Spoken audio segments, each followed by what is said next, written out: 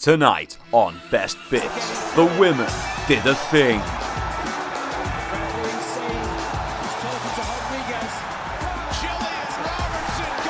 Loader got absolutely bonked by Figueiredo.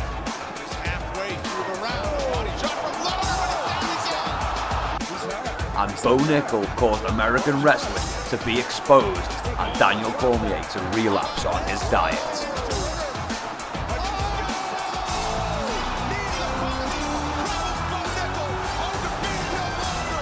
Welcome back to Best Bits.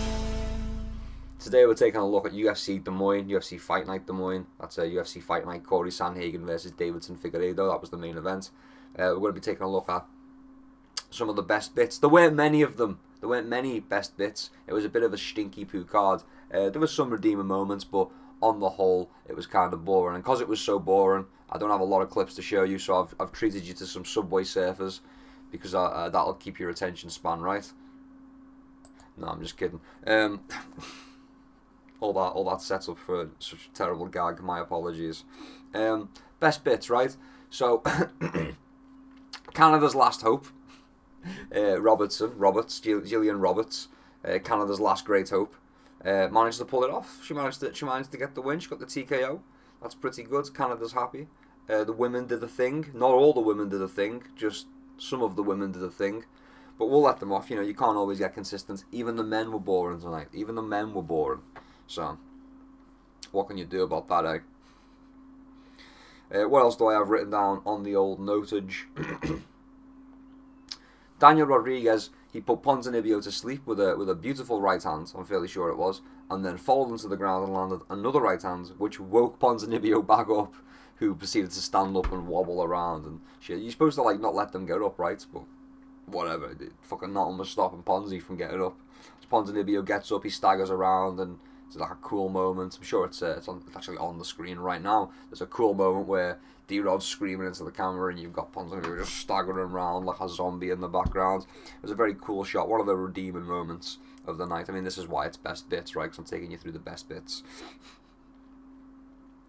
Ryan D. Ritter absolutely exposed Bo Nickel. That's one of the most important things that happened.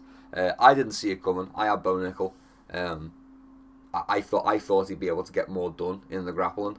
He got completely nullified. He got completely outstruck. It was beautiful. It was absolutely beautiful.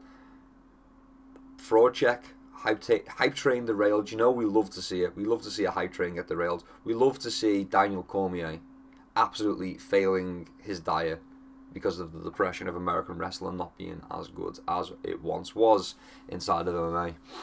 So that's pretty good. Not good for my picks, but pretty interesting for the fight world, I suppose. Ooh. And finally, Corey Sandhagen gets a vicious TKO victory because Figueiredo fucking tore like a ligament in his knee or dislocated his knee. He did some janky shit. They were in like a leg entanglement, and to be honest, I was thinking, ooh, Corey's leg. I think it was Corey's leg looked like it was tangled up, and then it wasn't, and then it was Figueiredo's leg that was tangled up, and it just kind of bent the wrong way slightly, like inwards, outwards. ACL, MCL, I'm not sure. I'm not a doctor, but yeah. And then the end of the fight there, he's just kind of just like, he's like, nah man, my knee, and the ref's like, I guess it's over then. So yeah, Corey Sandhagen gets the TKO victory because Figueiredo's knee popped out. I don't think it should have been a no contest. Fair enough, give it to Sandhagen.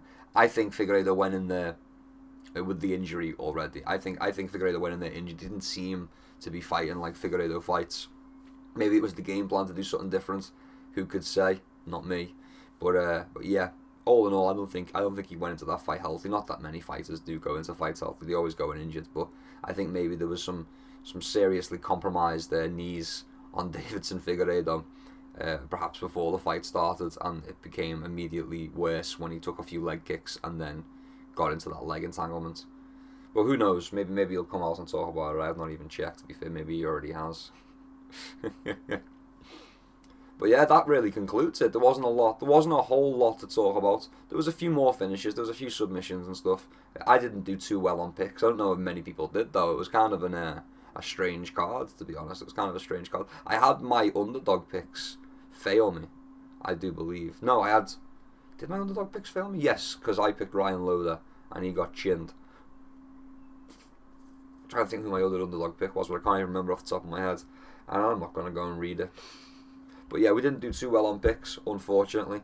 But you win some, you lose some. Coming off a back-to-back, pretty good picks back-to-back, then, you know, sometimes the fates don't have it. Sometimes the MMA gods are cruel mistresses.